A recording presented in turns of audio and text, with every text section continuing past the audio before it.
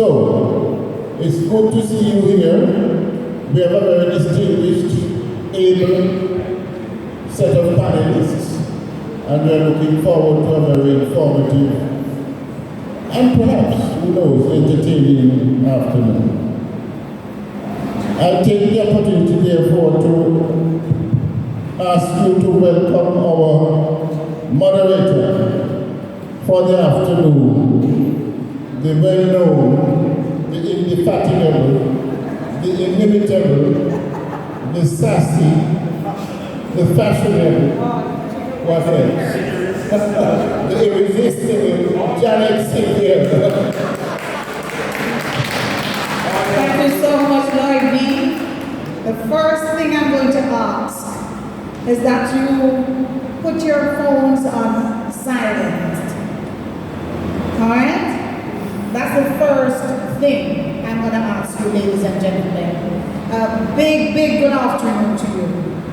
My name is Asta Black, and you know that already. I want you to come to Sam Sharp Square and visit the Rastafari exhibition right here inside the Civic Center. See it?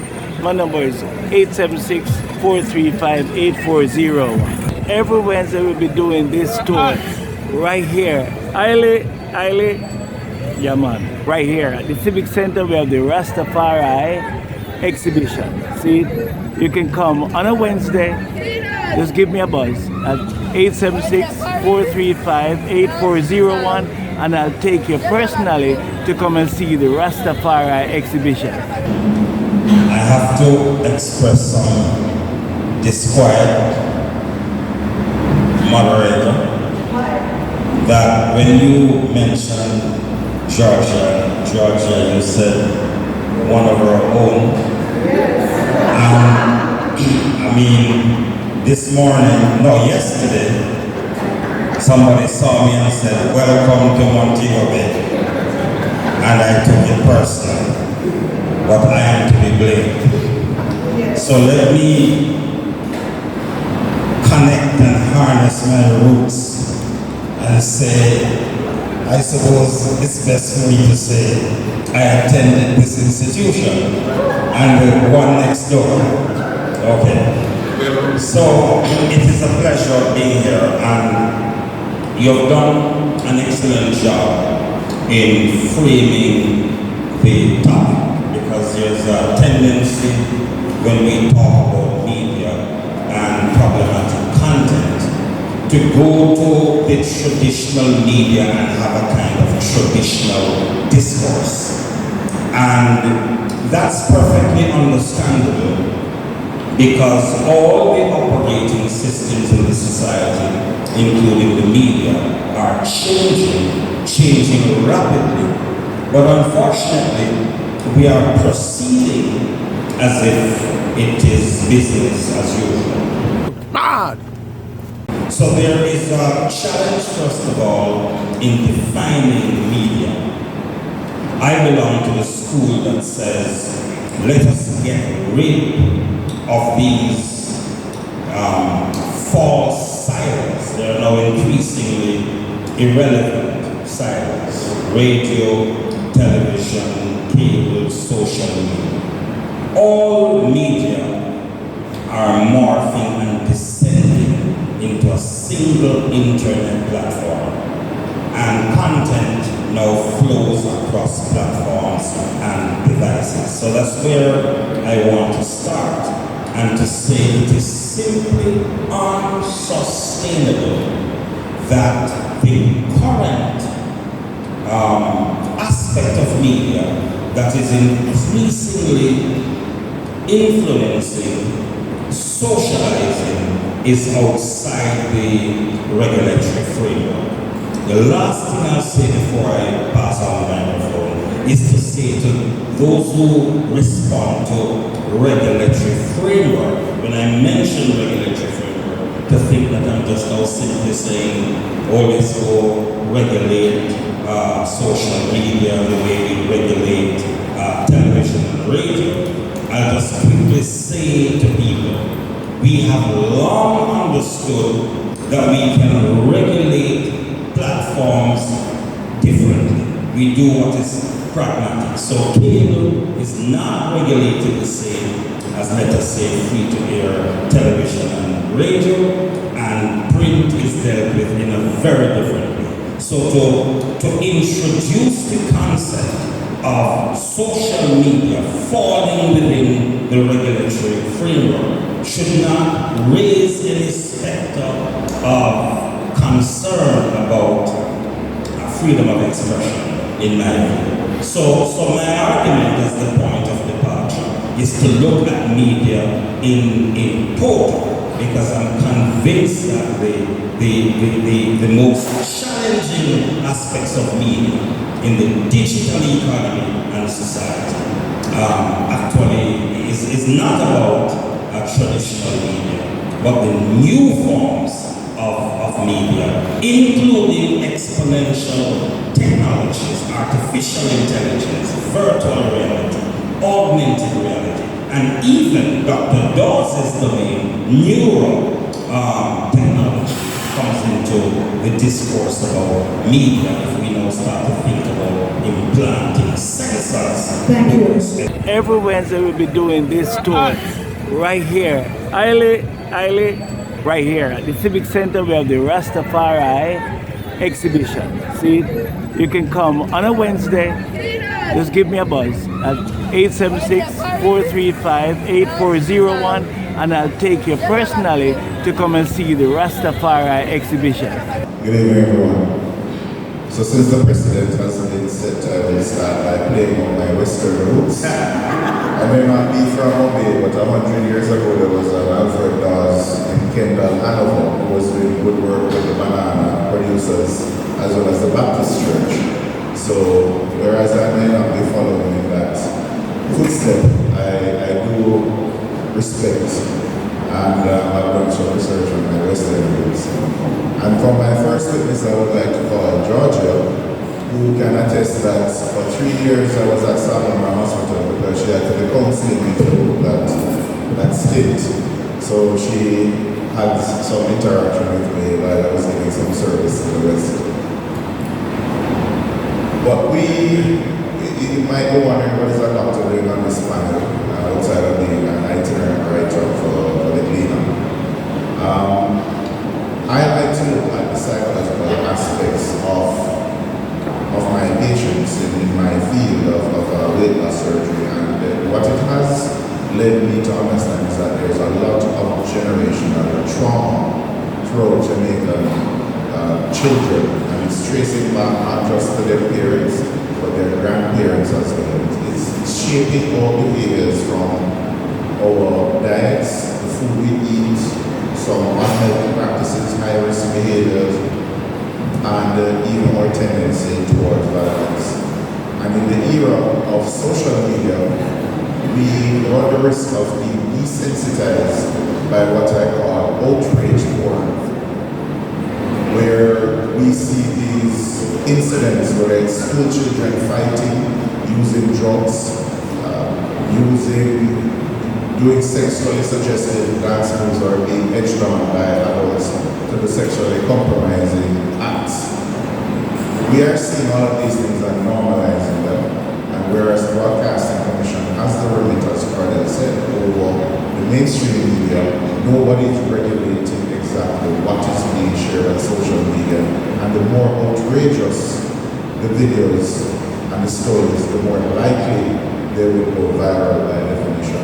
And it hurts the victims because they have to deal with that excess negative attention at formative periods in their lives, as well as it is hurting the nation because we are getting desensitized to these acts. So I believe we ought to really be looking at greater moderation of content that is shared across social media platforms. Thank you.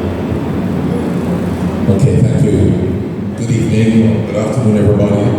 Let me greet my august panelists and let me greet members of the audience as well as members of the press corps. Thank you so very much, Press Association of Jamaica, for hosting this very timely and relevant forum dealing with a very troublesome topic. And for myself as an educator, it does provide some perspectives that needs to be shared. We certainly are living in a different kind of era. Dr. Dawes spoke about desensitization. The trouble with that is that it is being coupled with raw sexual socialization that seems to have no boundaries. And it is so because we are maximizing the velocity in the post-COVID society. And the technologies that we have become accustomed to have become exponential. And I can tell you, ladies and gentlemen, it will only get worse. We grapple with access issues and we grapple with availability issues. And so children are mass consumers. Young people have more than 2 devices. They bring them to school and they're not using them in the teaching and learning process. And that provides a challenge where there's limitless boundaries and what it is that we can do. Years ago when I went to journalism school, Professor Agro Brown, Governor Agro Brown was one of my lecturers. He spoke about citizen journalism and the role that citizens play in reshaping and recalibrating society. Well, Professor Brown is resting in peace. But I can carry on the thesis by saying that we're grappling with a different kind of digital citizen journalism. Everybody is now a journalist. Everybody can take a tripod and a cell phone and they say we are going live and anything becomes anything. The education system seems not to be responding us with the agility that is required. We have the HFLE curriculum, the home health and family life education, there's the guidance program. The question is, and we need to ventilate that, is the education system responding in this kind of vastness of society? We have become grappling as well with the addiction problem, not just addiction to cell phone or media technologies, but addiction to pornographic technologies. And it has become infused in the teaching and learning process. Our young people have become distracted in teaching and learning. The question is, and yes, there is a role for enforcement, but how it is that we can get our young people to be disciplined and to be well calibrated so they can contribute to society. Thank you. Wonderful. Good afternoon, everyone. Thank you so very much for having me. What is quite interesting is that my very first job that brought me to Montego was a community college. So it is a little serendipitous to be sitting here on this stage. I have been here 18 years. I'm told I'm no longer able to say that I'm a visitor. Yes, I'm no longer from Kingston. So quite a timely conversation and discussion.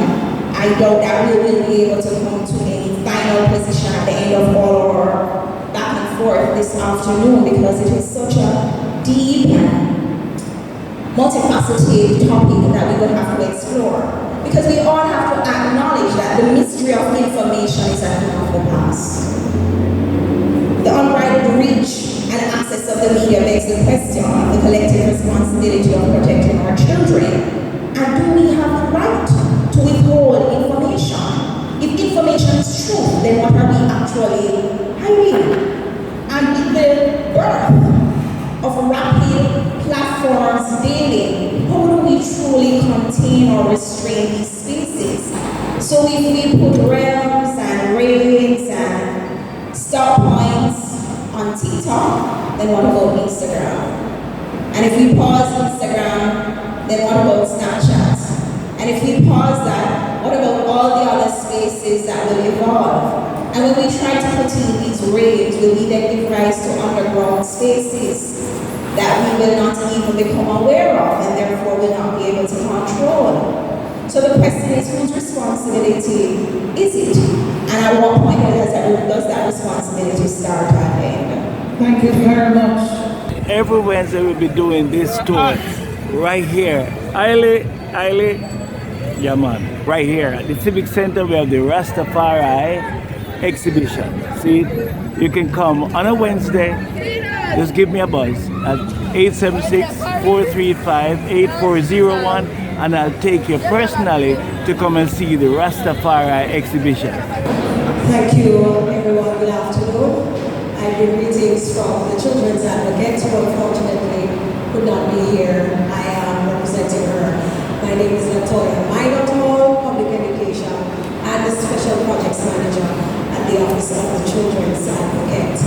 I greet my esteemed panelists, my former colleague and dear friend, Darian Henry, along with Dr. Dawes, and of course, my esteemed gentleman here, Coordinator Marine, who is from the Broadcasting Commission. I'm from Montego. We know own him in Kingston for quite a long time. Is that true, Dr. Green? Yes, he's ours. And so I am not familiar with the young lady, but pleasure to meet you too. We had a very robust discussion on Monday, and I guess this is another leg of that robust discussion about the responsibility that the media does hold in ensuring that, I would just in a nutshell say, keep children safe in the online space. There are, from the perspective of the Office of the Children's Advocate, there needs to be much more done. Following our meeting on our session on Monday, Mr. Green, I found it quite interesting that I went reading an article from one of the newspapers, and the very things that we were discussing were being seen. The very strictures that we were discussing that should be put in place to ensure that children are, when matters concerning sex or anything abuse or anything concerning children is being reported, that some element of or extra element of care should be put in place. Now, from our perspective, we are trying from the government side to do the best we can to help in that. We know that there are very vast unregulated spaces, especially where social media is concerned. I came in and I heard just the back end of your comment about some of those social media platforms that are not being used. And one of the concerns we have is that children have, even though there are age limits, children have wanton and unfettered access to some of these things. So it causes us now to be having that discussion, broadening the discussion with parents and not just children about how we can keep them safe, how we can keep them in line and help them to navigate the social space in a safe and smart way.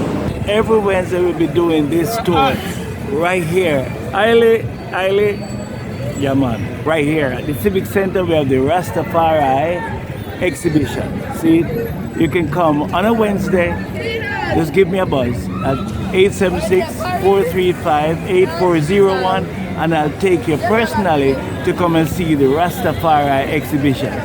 Yeah, well, certainly digital media and information literacy. That is key because the traditional paternalistic top-down approach isn't complete.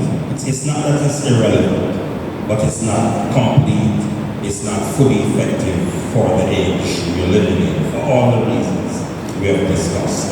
So we have to now shift the first line of defense to the actual citizen.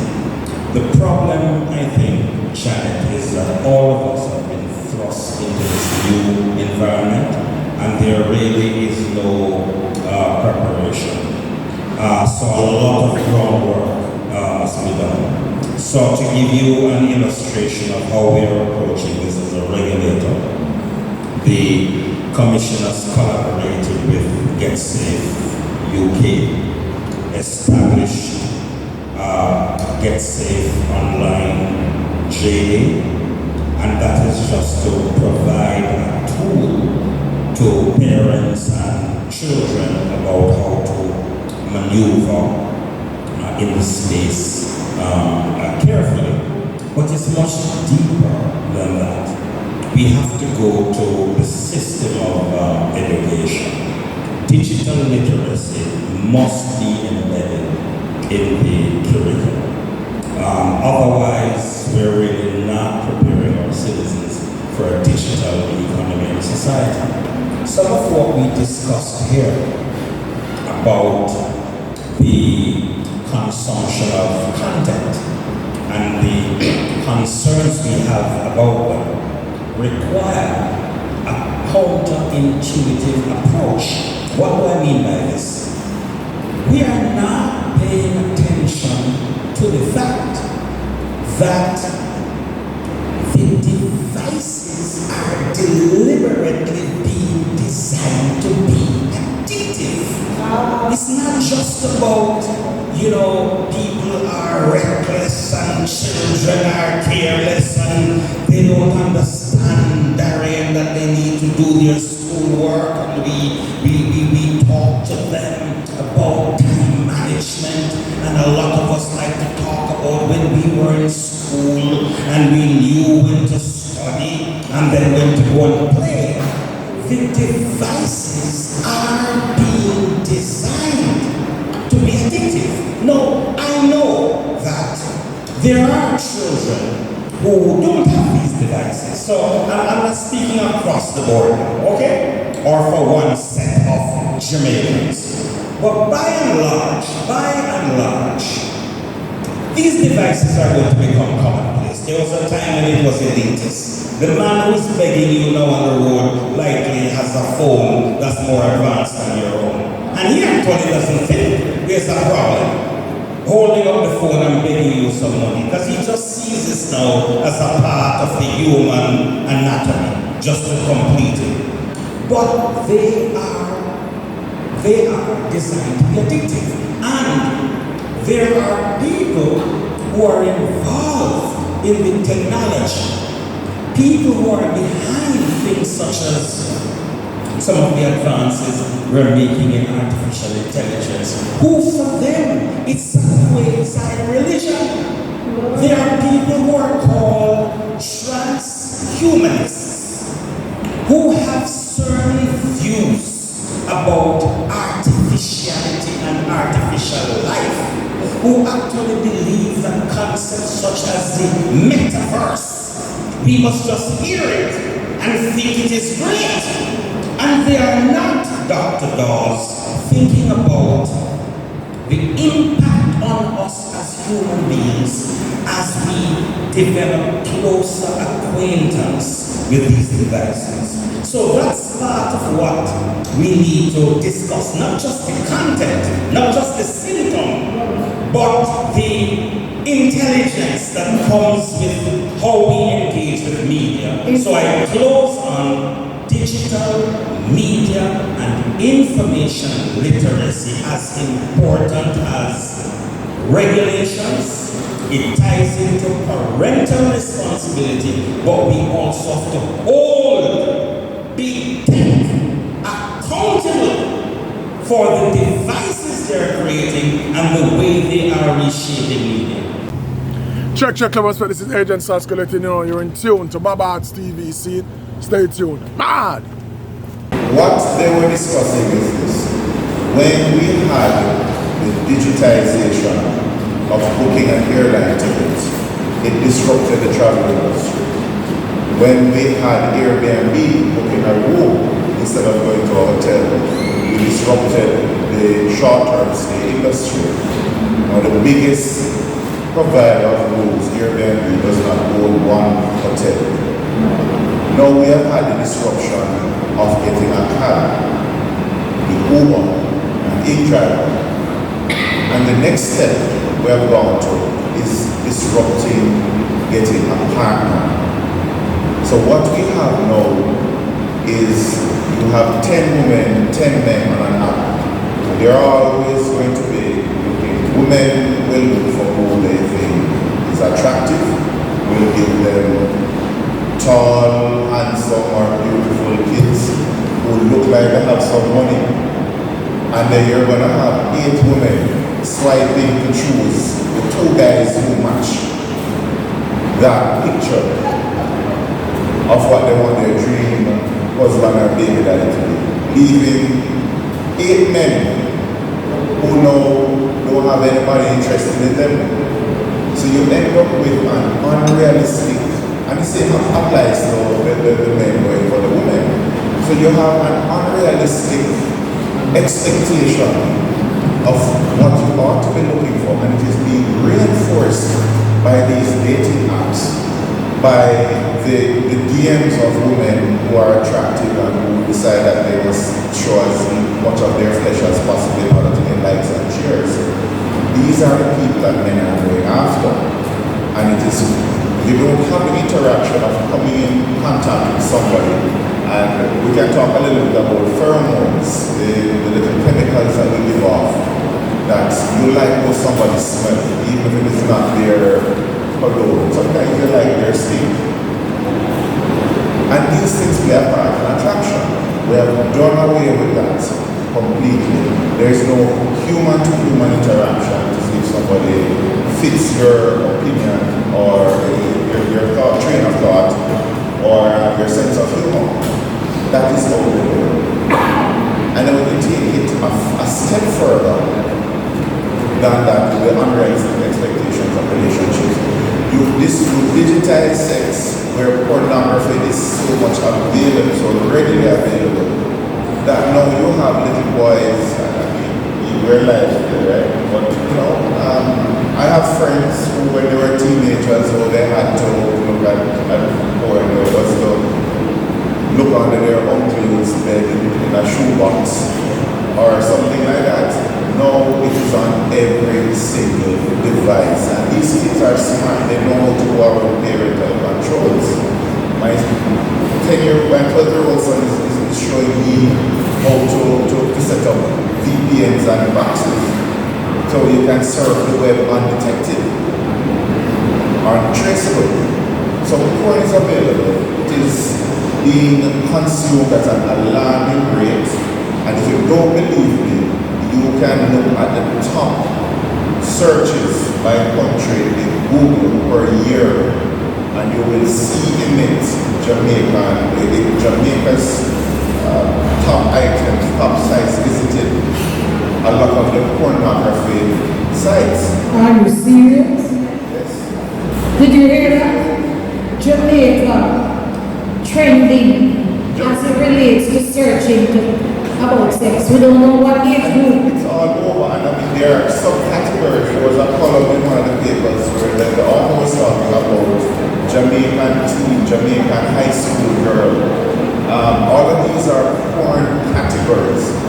Now how this is affecting your mind is that we have a part of our brains, the emotional caretaker brain, that is only interested in comfort, safety, and immediate gratification. It does absolutely nothing to do with your long-term dreams and goals. If you want to get fit and lose weight, if you only want that ice cream and chocolate, no one will go to bed instead of going to exercise. The pleasure center in your brain responds to pornography the same way as if you're actually having sex. And again, as I mentioned, this whole idea of outrage porn, or the more outrageous the videos are for regular day-to-day life. With porn, it is the same thing. The depravity that is becoming more attractive now. There was an article in one of that I came across where they said that women are complaining that when they are engaging in sexual intercourse, this isn't one of those European, but they were saying that the men are spitting on them and hitting them and doing a lot of replicating a lot of what is porn. So they've normalized a sadomasochistic behavior. I have no empirical data that I'm seeing. This, however, in my former posting as a high school principal, then we can begin to have that kind of conversation. It's very scary, I must tell you. There is something that is really happening, particularly with the boys and the access to it. Parenting attitudes have changed, and I want everybody to understand something. Parenting attitudes in our country has changed immensely. Our parents are much younger. Yes, our parents, many of whom have not completed high school. and it is having a deleterious effect on the socialization process.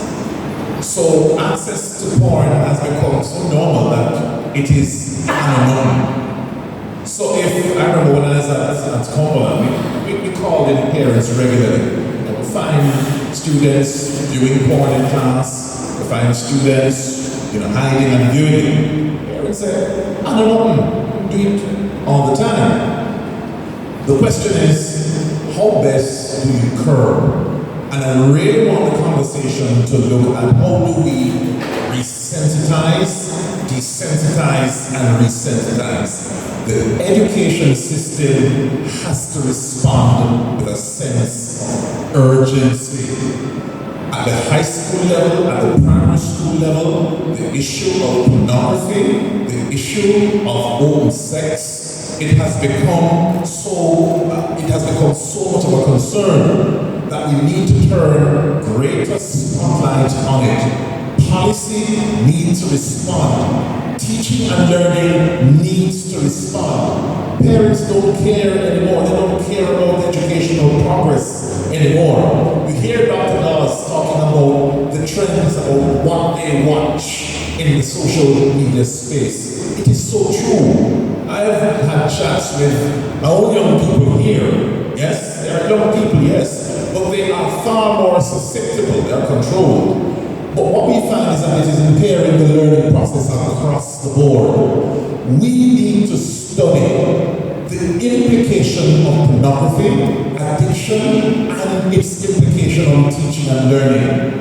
The people that now learn, and we need to understand that. That's all my friend Dr. Vanessa. The people that now learn, they are distracted. We need to get them back into a space where they are loving learning. They are distracted in a significant way. My colleagues were telling me recently that they were studying the student performance data, and there is a steady decline across the entire breadth of the system, and something is happening.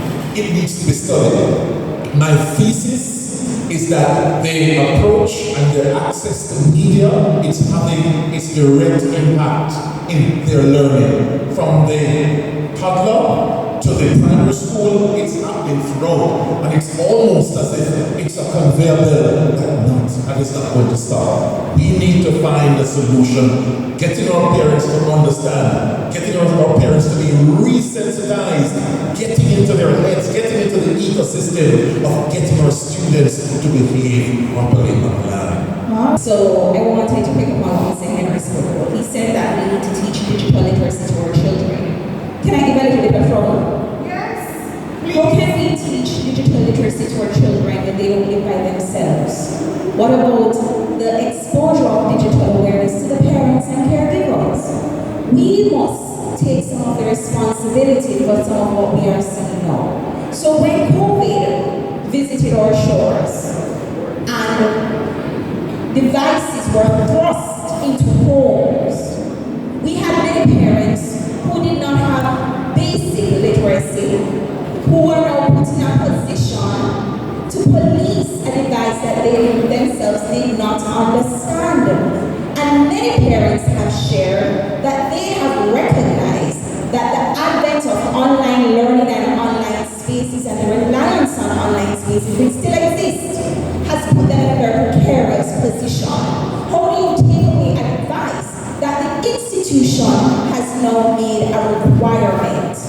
And we gave these devices to these children with no proper safeguards. So that is the first thing. So digital literacy cannot be only for the children, it must also be for the parents. So they need to be able to comprehend and understand what it means to have access to the device.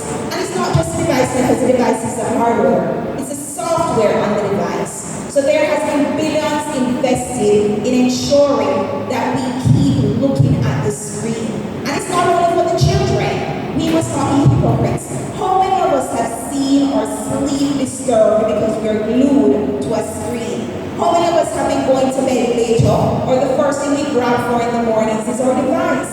And say to parents, how unfair is it for us to expect that children who have not completed their neurological development to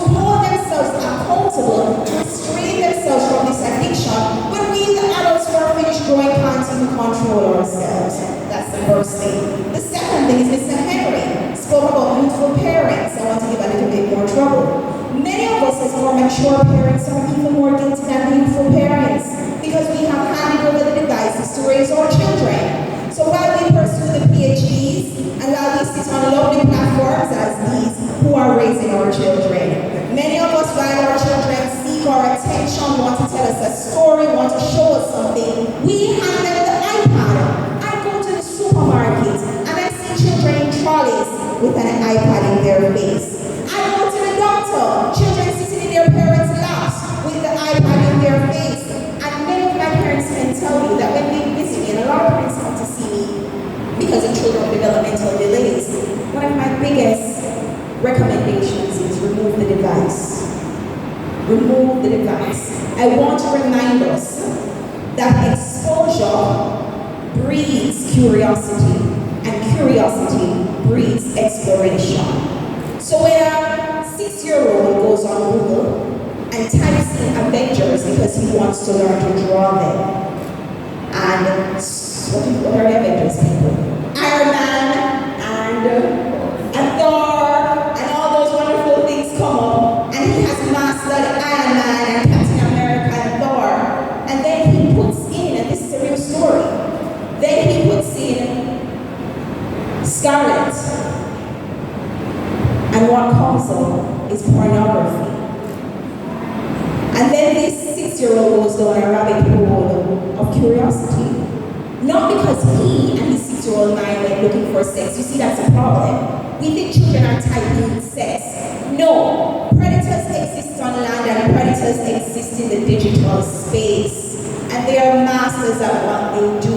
So then the 6-year-old now learns about all forms of sexual exploration, much of it a little bit too much for his age. The parents are unaware because they are doing PhDs and sitting on platforms and doing all sorts of fabulous things. The point I'm making, there's no one in our space who is safe. There is no parenting group or cohort that is better protected. We need to recognize that it is affecting all spectrums of our society.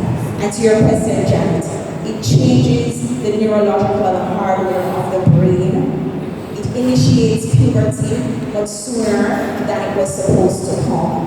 And what we have are children exploring something that they were not even properly prepared for. I think this forum has given me quite an eye-opener over the last couple of days. While we are aware of a number of things that may be pervasive in the society, attributing them to specifics, I am now able to do that, especially now listening to the diverse opinions of my colleagues. I listened to Dr. Dawes and Georgia Rose. She's a clinical psychologist. That's why she sounds so I suspected that when she began going down the scientific route. I listened, and it's very interesting because one of the things the Office of the Children's Advocate has, and we now have to be revamping it, and after listening to Cornell on Monday, I realized that we have to go even deeper in terms of how we're going to be approaching what we call our Be Social Be Smart campaign. The genesis of it was because we had started getting a number of reports about children who were videoing themselves, children who were videoing other children, children who were using the social spaces to spread pornography, to spread videos of themselves, revenge porn, among other things. So we had gone into the schools to do our own survey to find out what was the driving force behind some of these increases in reports that we had started receiving. Now, some of the information that we had gotten pointed to the fact that children were engaging with strangers without the knowledge of their parents. Children were engaging at different times of the day when their parents also were not aware. And it's just proof of what Georgia and Dr. Dawes were saying, that psychologically children have become different because of their exposure, not just to the technological devices in and of itself, but the content feelings spewed at us. I hear Dr. Daw speak about what it does to you, pornography, and how a lot of people have the perception that porn is just something you watch and you detach yourself. But one of the things that we're finding now is that the very things that he spoke about, some of the reports of abuse, they're coming with different features that are not the norm, features that are not what would have been the standard. And so for us, it then says we have to go to the drawing board because we don't know everything. We don't have a psychologist in-house. And so for us, we will have to partner with organizations and bodies, even the Broadcasting Commission, to see how best we can become more au fait the challenges that are being presented to us in the form of abuse. Because that is what is now happening. You may find that children are left at home, especially in this device age. Children are left at home. Teachers, unfortunately, many of them are communicating with the children in very inappropriate ways using these very devices. Some of them have set up groups that the children can chat with them in. There are features that come with certain social media platforms that if you post something now, it disappears within 24 hours. So some of these predators have ways and means too of escaping the watchful eyes of the parents or concealing what we would have had or what we would have used as evidence because they use particular, for example, Snapchat. If you post something, you snap something, it doesn't remain permanent. And then you have disappearing messages on WhatsApp now. So that's another challenge for us. Where children may accuse a caregiver, a teacher, somebody older than themselves, of doing something inappropriate to them, we may not necessarily be able to have that physical evidence in hand now because of how technology has evolved. So it creates a challenge for us. And in terms of policy, I don't know, I guess Mr. Green will have to assist us with that. It will take a multifaceted approach to create policy. I don't think any one agency will be able to come up with any policy that will be able to protect children in this area. I just want to say that we at the Broadcasting Commission recognize the need for a framework because what we're discussing here is transversal. It really cuts across sectors.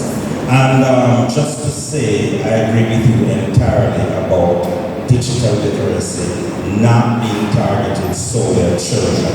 If the remarks suggested it was that narrow, that is not how digital literacy works. It has to cut across the entire society because what we have all described is really low levels of digital literacy. So we are working now with UNESCO, the Mona School of Business and Slashwoods Foundation to develop a digital media and information literacy skills framework for children. It's a kind of blueprint for how we're going to deal with media literacy, information literacy, technology literacy, and also digital literacy.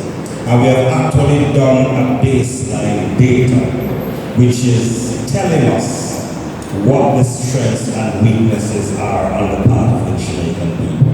Now let me just say one thing though, very quickly.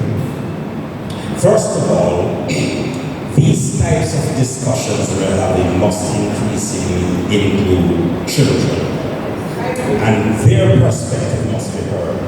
Because they're also growing up in a society where they have views to and they have fundamental rights. As a matter of fact, they have a right. Under the Convention for the Rights of the Child, they have a right to receive and to impart information. So the real question now is about what's the framework within which they are engaging with media. Listen, it's what the social media and the internet can be translational. We're not just here talking about pornography. The problem is that, here's the thing, we are not are teaching our people that when we go online and we search, we are training algorithms. So that's part of the conversation we must have with children about pornography. When you go online and you search for Beyonce, Rihanna, Squash, Jashi, whomever it is, you are training an algorithm. What is the issue with that? What's the issue with that? The algorithm, first of all, it's already biased against us.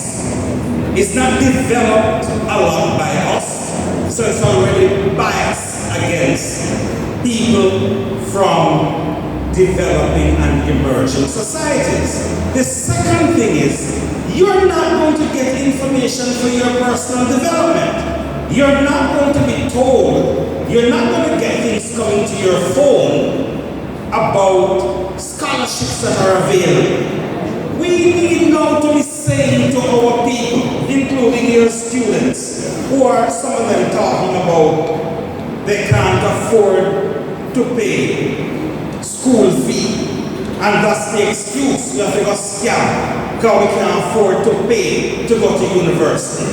It is expensive to come to the community college.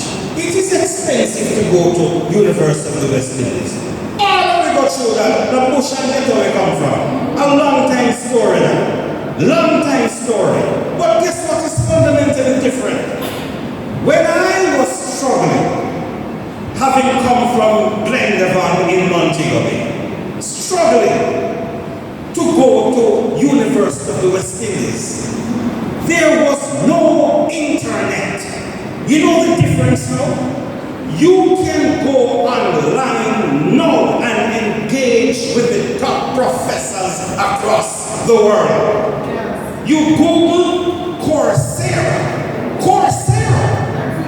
Professors from MIT, Harvard, Oxford are there offering courses for free.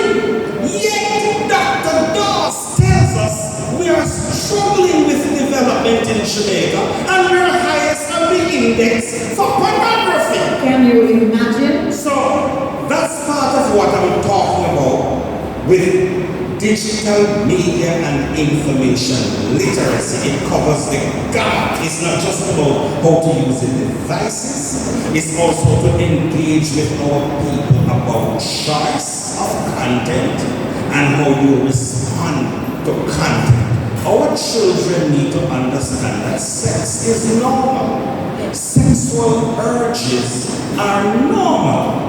What they need to understand is that it is dysfunctional that they are being exposed to these things at a young age. And just like how we used to tell them in the past, as certain strange people you're wrong, they need to understand that in the content universe where they play, including Roblox, where a lot of parents have let their children loose.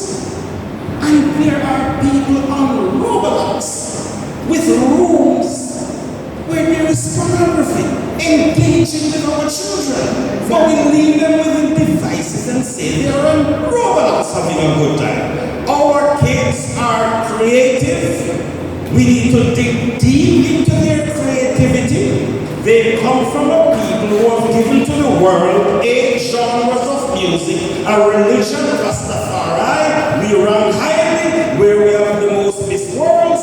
We rank highly as a country with a cultural footprint that bears no relation to our size and economic ranking. So our people are bright people. The problem is the absence of the literacy is required for us to function optimally in the new age. Thank you, Mr. Green. I know you want the other people in the audience to get an opportunity to ask a few questions and interact with you. But before we get there, our president of the Press Association of Jamaica, Mr. Milton Walker, walked in while you were all speaking, and I want to welcome him officially to Montego Bay. You have a guest with you, sir? You work for a second. gentlemen, or you're Montegonian like Cordell? Okay. Listen to me, ladies and gentlemen. We don't have all evening. No, we don't. And it has been exciting and stimulating. In fact, there was a time when I almost lost hope that we were, thinking that doggy to someone. I like to say that word because I'm thinking that there's none right. However, having listened again, I have hope now. So I want you to now participate as members of the audience.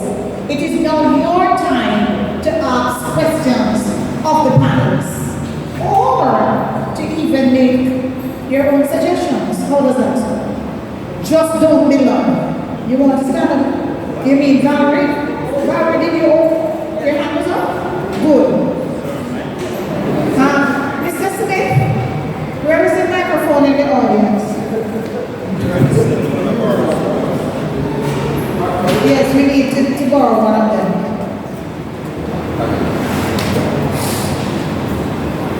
Please identify yourself. Yes. And we're going to ask persons not to speak any longer than a minute. Thank you. Go ahead. Good afternoon, everyone. I want to ask a question. Where does economics play a part in the sexualization of children? Because it would appear that technology is now parenting our children. And what may have seemed a simple distraction, especially parents who are very, very busy, who have handed over their charges to technology. And now we're asking the media to take on the role of reparenting our children. That's how it looks to me. I don't know that is what's going on. I doubt it. Because at every level, the control systems of the society are lamentably defective. From the level of the child, him or herself, to the parent, to the community. These are all exemplars going up to the society at large. We live in a crassly materialistic society. And these are the values. The better phone, the better this, the better that. We now have to reparent ourselves because I don't think children have changed over the ages. There have always been challenges, social challenges. So what is different now? The exemplars are gone. All who don't have no art, this is Bob Art. Television. See it? If you don't have no vision, then you can't see. So, this is still Bob Art Television. See it? So, you know, Zaga, this is Beanie Man, Rastafari. So that's the Almighty every time. So, Beanie.